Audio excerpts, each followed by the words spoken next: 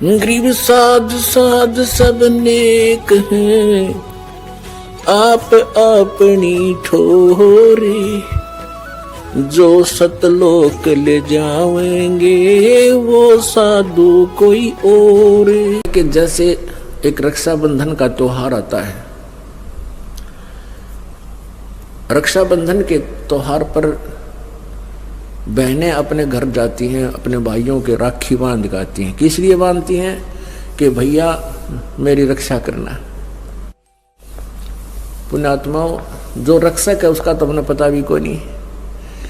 वैसे तो बहुत जगह ऐसी घटना घटी है।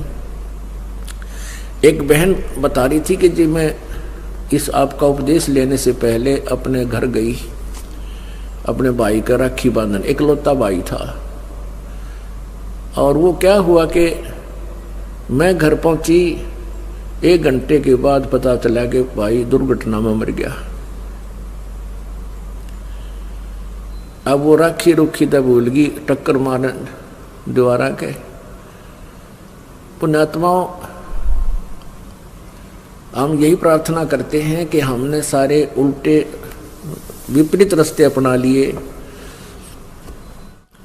अब जो हमारी भी रक्षा करे, बहन की भी रक्षा करे, भाई की भी रक्षा करे, क्यों ना हम उस परमात्मा का राखी बांध जा, यानी उसकी शरण में आ जाए, उसका उपदेश ले ले। तो उस लड़की को ज्ञान हुआ, वह नाम लेगी तो औरों को भी समझाती है कि बेकती गुरुजी जो कहे सच्ची बात है। मैं इसी उद्देश्य से गई थी, मेरा भाई मेरी रक्षा करेगा, और भाई ये ना पाया मुझे, भाई की लाश आई मेरे सामने उसी रक्षाबंधन के दिन।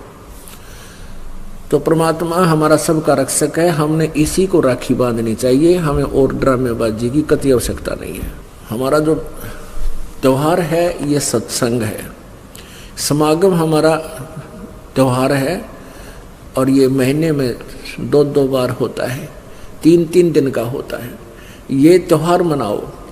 बाकी त्योहार क्या है? जैसे हम दिवाली मनाते थे, उसका उद्देश्य क्या था कि श्री रामचंद्र जी सीता जी को, रावण को मारकर घर ले आए, खुशी मनाई। और जब सीता गर्भवती निकाल दी करते, वो दुख ना मनाते तुम? जब सीता जी गर्भवती थी, घर से निकाल दी, वो जब वह सीता सारा जीवन बाहर जंगल में ऋषि के आश्रम में व्यतीत किया, उसके बाद तुमने दुख ना मनाया। तो ये इस तरह की जो कहानियां, ये त्योहार हम बनाने शुरू किए, इनकी हमें आवश्यकता नहीं। अब होली क्या है? होली किस लिए मनाते हैं कि भगवान ने प्रहलाद भगत की उस दिन रक्षा की थी। फिर प्रतिवर्ष वो लाकड़ी फूकते हैं, होली बनाते हैं, क्या फिर रक्षा हो जाएगी आपकी? परमात्मा रक्षा ऐसे ही करेगा जैसे प्रहलाद भगत ने भगवान की भक्ति और सच्चे दिल से की थी। पिता भी मना करे था या भक्ति छोड़ दे, लेकिन अंश ने छोड़ी नहीं कि पिताजी आप गलत कह रहे हो, मार्ग यही सही है, परमात्मा ही हमारा दुख निवारण कर सकता है। इसी बात पर पिता पुत्र की बात बिगड़ गई, लेकिन प्रहलाद भक्त बीज था, उल्टा नहीं हटा और अंत में विजयी हुआ। ऐसे ही आप जी ने ये भक्ति मार्ग मिल गया जो प्रहलाद के पास था, वो आपको मिल गई भक्ति। इस साधना को करो और मर्यादा में रहो, आपकी भी ऐसी रक्षा करेगा और कर रहा है। यहाँ हजारों की संख्या में ऐसे प्रमाण आपको दिखा दें जहाँ परमात्मा ने रह रह कर रक्षा की है, पल पल पर रक्षा की है। तो पुण्यात्मा, पहले तो हमने ये इस तरह के जो हमारे अपने आप हमने मकड़ी वाला जाड़ा पूर के इसमें आप फंस बैठे, इसको हल्का करो।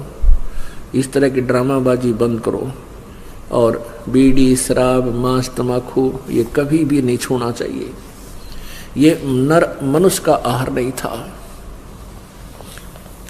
ये तो मनुष्य जो है ना पशु बना देता है। शराब जो है, तम्बाकू है, कोई भी जो चीज़ है नशा करती है, और तम्बाकू का प्रयोग तो बहुत बुरा बताया है। शराब पीना महादोष है, परस्त्री गमन, दुराचार ये महाअपराध हैं, इस जीव के लिए हानिकारक है। रिश्वत लेना, चोरी करना, ठगी करना, ये इस तरह की जो बकवाद हमने लगाई, इनको हटाना है। क्योंकि जिस कहते हैं नाम खुमारी नानका चढ़ी रहे दिन रात, और भांग तमाकू छोतरा ये तो उत्तर जा प्रभात। यानी जो शराब आदि का नशा करते हो, भांग का करते हो, या भूखी सुल्फा पीते हो, ये नशा तो कहते हैं सुबेरे समाप्त हो जाएगा। और भगवान की भक्ति का जो अमल है ये नशा करके देखो। नाम खुमारी नानका, नाम का नशा दिन रात चढ़ा रहता है। परमात्मा के बिना में कुछ भी दिखाई नहीं देता। ये संसार आसार नजर आ जाएगा कुछ दिनों में आपको, क्योंकि आपकी ज्ञान वाली आँखियाँ काम करने लग जाएंगी। जैसे ये शरीर क्या है, इसमें हार्ड, मांस और रक्त, विष्टा, पेशाब, बलगम, गंध, ये लपेट के इसके अंदर भरकर ऊपर ये चाम लपेट रखा है। इसके ऊपर ऊपर इसने जरा सा खुरच के देख लो अंदर क्या कुबाड़ भरा है इसमें, ये पालिश कर रखी है, हमें मूर्ख बना रखा है। आपको कभी कोई कुत्ता मरा हुआ देखा हो सड़क के ऊपर एक्सीडेंट में, और उसकी आंतें इतने लंबे दूर तक पड़ी और वो चाम सड़क के चिपक जाता है, गोब टट्टी कहीं निकल कर पड़ी हुई है। तो पुण्यात्माओं, यही जुगाड़ आप जी के शरीर में है। और हम इस काल ने हमारे को यहाँ इतना मूर्ख बना रखा है कि हम इसी शरीर के ऊपर लगे रहते हैं, इसके ऊपर हर तरह से श्रृंगार करने में, फंड करने में। परमात्मा की भक्ति अगर इस मिट्टी ते कर ली तो यह मिट्टी सफल है, अन्यथा इस मिट्टी का कोई यूज नहीं। कहते हैं पशु के चाम की पातन बन जा, पातन कहते हैं जूतों को, और नौबत और नंगाड़ा, यानी पशु के चाम का ये बाजा बजाने के ढोलक ढालक भी बन जाते हैं। लेकिन नरदे ही किसे काम न आवे, जलबज हो जा छारा, या मनुष्य का चाम तो ये भी काम ना आवे। इतना घटिया है ये शरीर, यदि इससे परमात्मा की भक्ति नहीं की। परमात्मा की भक्ति भी सतनाम से, सच्चे नाम से, पूर्ण संत से उपदेश लेकर की जाए तब इसकी सफलता है। तो कुछ दिनों के बाद आपको यह संसार बिल्कुल आसार नजर आने लग जाएगा, आपकी ज्ञान वाली आँखियाँ खुल जाएगी। ये मिट्टी जो हमें मिली है, ये मनुष्य शरीर, ये सस्ता नहीं है।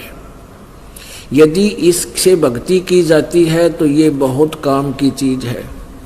इसका एक श्वास कितना कीमती है। कबीर साहब कहते हैं, कहता हूँ कई जात हूँ और कहूँ बजा कर ढोल, और सांस जो खाली जात है तीन लोग का वो। परमात्मा हमें कहते हैं कि ये देही सोंगी नहीं, ये देही सोंगी नहीं, महंगी रत्नों मोल। ये मनुष्य शरीर इतना सस्ता नहीं है, ये रत्नों के भाव का है। और यदि इससे सतभक्ति नहीं की तो ये कौड़ी का कोनी है, एक कौड़ी का नहीं है। तो इन बातों को ध्यान करके हमने सिर पर पांव रख लेना चाहिए। परमात्मा कहते हैं, समझा है तो सिर दर पांव और बहुर नहीं रे ऐसा दाव। 5 तत्व का पूतला ये मानुष दरिया नाम, दिनाचार के कारण यो फिर रोक के ठाम। ये 5 तत्वों का पुतला, इसका मानुष दर दिया नाम, और 4 दिन का जीवन है इसका, और उसमें ना जाने कहाँ कहाँ जगह जगह जो है स्थान रोकता फिर रहा है। यहाँ कोठी बना लो, वहाँ एक प्लाट ले लो, कैथल में एक बढ़िया सस्ता प्लाट मिला वहाँ ले लूँ, फिर गुड़गांवा में एक प्लाट निकला वहाँ ले लूँ, और इतना मृत्यु हो जाए। जो लेना था वह चीज़ ली कोई ना, फिर गधा बनकर सैर सपट्टा, कुत्ता बनकर फिर आंडेगा धक्के खानता हैं। 5 तत्व का पुतला ये मानस दर दिया नाम, और 4 दिना के कारण ये फिर रोक के ठाम स्थान रोकता फिरता है। कबीर कहाँ गर्बियो ये ऊंचा देख आवासे, काल पड़े भूलेटना तेरे ऊपर जम घासे। परमात्मा कहते हैं, इस ऊंची कोठी ने देख के तू के राजी हो रहा है, क्यों भूल गया, क्यों भरम्या फिरता है नालायक, और 1 मिनट में मृत्यु हो जाएगी और फिर तुझे फूक देंगे, जला देंगे, सवा कर देंगे। और तेरी राख के ऊपर फिर घास जमेगा, डांगर चरिया करेंगे। कबीरा कहाँ गर्बियो ये देही देख सुरंगे, बिछड़वा मिलसी नहीं जो कांचली भोजंगे। परमात्मा कहते इस शरीर को देख के क्या राजी हो रहा है, क्या फूला फिरता है। एक बार ये शरीर छूट गया फिर ऐसे जैसे सर्प कांचली छोड़ जाता है, दोबारा उसमें प्रवेश नहीं हो सकता। ऐसे तेरी स्थिति हो जाएगी जब शरीर तेरा श्वास पूरे हो जाएंगे, यहाँ कोई नहीं रहने देगा। कबीर कहाँ गर्बियो ये चाम लपेटे हाडे, इस कहते कहाँ फूला फिरा है, ये चाम लपेटे आड, इन आडा के ऊपर चाम लपेट रखा है, इसमें तो फूला फिरता है। कबीर कहाँ गर्बियो ये चाम लपेटे हड, हैवर ऊपर छतर सिर ते भी दिए खड। यानी जो राजा लोग थे ऊपर उनके छतर तान कर चला करते थे, वो भी अंत में खड्डे में गाड़ दिए, उनकी भी नीचे जमीन में दबा दिए। कबीर कहाँ गर्बिया ये काल गह करके से, ना जाने कित मार सी भाई के घर के परदेश। अपनात्माओं इससे हमने बहुत कुछ गहराई से सोचना पड़ेगा। हम घर को अपना मान रहे हैं, मेरा घर मेरा घर। परमात्मा कहते हैं तू संपत्ति को अपनी मान बैठा है, तेरी काया भी तेरा शरीर भी तेरा नहीं है। अब ना जाने इस शरीर की कहाँ मौत होएगी, क्या पता घर पर या कि तो बाहर एक्सीडेंट में आड़ खंडेंगे। कबीर कहाँ गर्बिया ये काल गह करके से, ना जाने कित मारसी के घर के परदेश। परमात्मा कहते हैं मौत भूल गया बावड़े इतने चाड़ा कर दिया कौन, मौत भूल गया बावड़े इतने अचरज किया कौन, और तन माटी में मिल जाएगा जो आटे में नौन। ओहो कि तू अपने जाने वाले दिन को भूलने के कारण ही बकवाद कर रहा है यहाँ पर, और उस दिन को याद दिलाने के लिए ये इतना साजबाज जोड़ना पड़ा, सेट बनाया भक्तों ने हैं, और यहाँ बैठा कर आपको ज्ञान दिया जा रहा है। वो दिन याद दिलाया जा रहा है जिसको आप स्वप्न में भी नहीं सोच रहे थे अब हमारे साथ क्या होगा। कहते हैं सतगुरु के दरबार में जाइयो बारंबार, वो भूली वस्तु लखा देवे है सतगुरु दातारे। के सतगुरु के दरबार में बार बार जाना और एक ऐसी भूली हुई वस्तु की याद दिलाएंगे, वो ऐसे दयालु हैं। अब कबीर कहाँ गर्बियो, कहाँ जन्मे कहाँ पाले पोसे, खूब लड़ाए लाडे, ना बेरा इस देह के कहाँ खंडेंगे हाडे। आप देखते हो एक्सीडेंट में परिवार के परिवार भी नाश हो जाते हैं, ना जाने कहाँ मृत्यु होती है। राजा लोगों को देख लो, मुख्यमंत्री आंध्र प्रदेश के मुख्यमंत्री अपने हेलीकॉप्टर के क्रैश हो जाने से 3 दिन में तो उसके 100 मिला था, कहाँ पड़ा वो जंगल में, मनमानो गिद्दड़ खा रहे हों उसको। और उसकी कितनी उमंग थी, कितनी आशाएं थी, आप खूब अच्छी तरह परिचित हो एक राजा की कितनी इच्छाएं होती हैं। परमात्मा कहें आशा एक जो राम की, दूजी आस निवार, और जिन पंथों तो चालना सोए पंथ संवार। एक परमात्मा की इच्छा के अतिरिक्त यदि तू कोई और इच्छाएं पाले बैठा है तो वो ठीक नहीं। जिस पंथ पे तुझे चलना है परमात्मा के पाने के लिए जो चला है तो उसी पर ज्यादा जोर दे, उसी को साफ कर, यानी सत भक्ति कर, भक्ति और दान धर्म दिशा बने अपना करता रहे।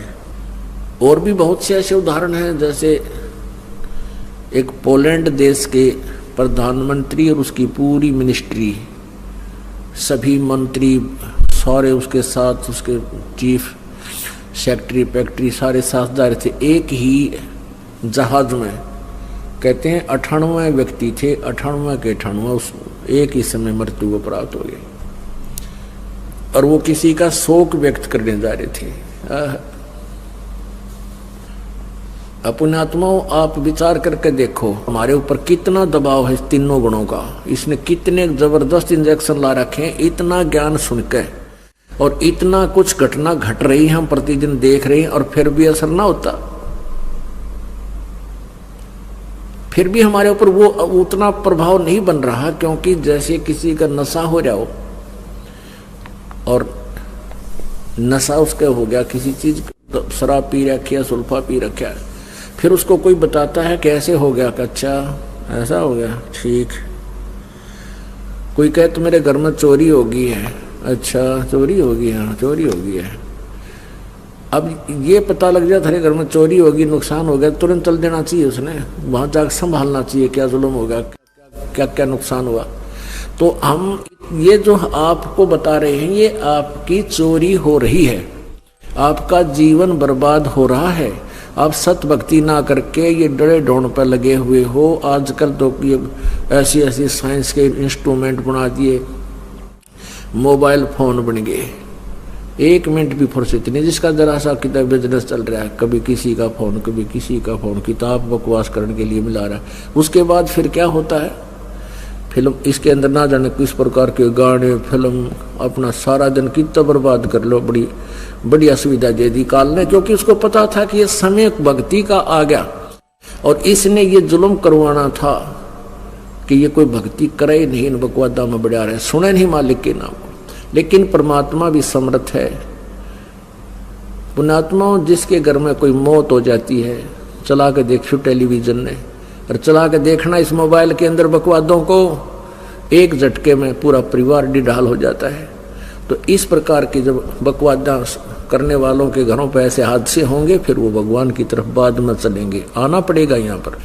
और जो भगवान की शरण में है उनके ऊपर आपत्ति नहीं आया करती, कभी नहीं आ सकती, यदि वो सत्य भक्ति करते हैं। ड्रामाबाजी करते हैं, नियम तोड़कर रहते हैं, उनका कुछ भी हो सकता है, चाहे वो बेशक उपदेश भी ले रखा है उन्होंने, लेकिन उपदेश खंड हो जाता है जिससे नियम भंग हो जाता है। फिर परमात्मा क्या बताते हैं, परमात्मा की भक्ति करनी है तो कौन से राम की भक्ति करनी है, हमारे साथ क्या क्या समस्याएं काल ने पैदा कर रखी हैं। कबीर माया पापणी ये फंदले बैठी हाठे, सब जग तो फंदे पड़ा गया कबीरा काटे। ये माया त्रिगुणमयी माया, ये सभी को यहाँ फंसाए बैठी है, और साथ में ये दुर्गा माया, ये भी जीव को यहीं उलझाने में लगी हुई है। परमात्मा ने तो ये कहा है कि ब्रह्मा विष्णु महेश्वर माया और धर्मराया कहिए, इन पांचों मिल पर पंच बनाया वाणी हमरी लहिए। ब्रह्मा विष्णु महेश ये त्रिगुणमयी माया, और इनका पिता ज्योति निरंजन धर्मराय कहलाता है, और ये दुर्गा, इन पांचों ने मिलकर तुम्हें यहाँ फंसा रखा है। हम जो तुम्हें बोल रहे हैं वचन, इनके ऊपर गहराई से विचार कर। जैसे गीता जी अध्याय नंबर 14 के श्लोक नंबर 3, 4, 5 में, उसमें क्या लिखा है कि अर्जुन, ये सभी प्राणी जो हैं, ये दुर्गा तो मेरी पत्नी है, ये प्रकृति मेरी पत्नी रूप में है, मैं पति हूं इसका, और इसके गर्भ में बीज स्थापना करता हूं जिससे सब प्राणियों की उत्पत्ति होती है। गीता जी अध्याय नंबर 14 के श्लोक नंबर 5 में कहा कि अर्जुन, इस दुर्गा से, प्रकृति से उत्पन्न तीनों गुण, रजगुण ब्रह्मा, सतगुण विष्णु, तमगुण शिव जी, ये जीव को कर्मों के बंधन में इस संसार में फंसाए रखते हैं, शरीर में बांधे रखते हैं।